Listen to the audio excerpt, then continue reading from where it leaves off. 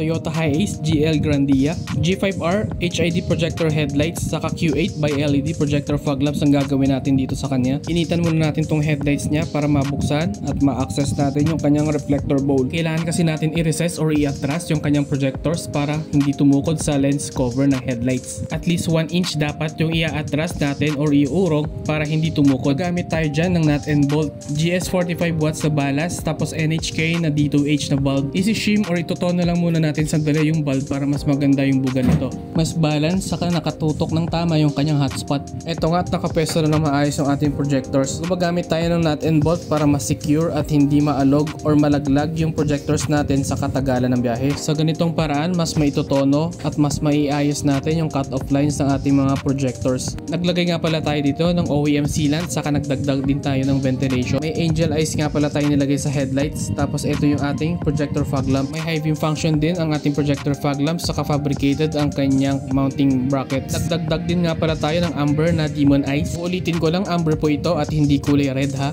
Baka may magbida-bida naman po dyan na basher at sabihin kulay pula ito at bawal. Alam na po namin yan na bawal. Anyway, ito na yung high beam function. Gumagana parehas sa headlights saka sa fog lamps. Naka-aim at naka-align na rin to gamit ang ating laser aiming device. At ang projection po nito ay pababa para hindi tayo makabulag sa kasalubong natin. I-check lang natin yung clearance ng ating projector sa ating lens cover. Meron pa tayong safe na distance mula sa lens cover saka sa lens ng ating projectors. Safe pa po ito as long as hindi magkiskisan yung ating lens cover sa ating projector lens. At saka sagad na rin sa pagka-atras yung ating projector sa kanyang reflector bowl. Ito nga pala itsura ng ating projector fog lamp sa kalsada. Mas malapad na ito saka mas pantay-pantay yung buga ng ilaw. May foreground saka mas malawak yung nasasakupang ilaw compare sa ating headlight. Yung headlights naman natin ay mas malayo ang naaabot. At parehas ito may cut-off line para hindi makasilaw o makabulag sa ating kasalubong. Kung interested kayo ay mag-message lang sa Garage 58 Retrofit Works by schedule dito sa La Loma, Quezon City.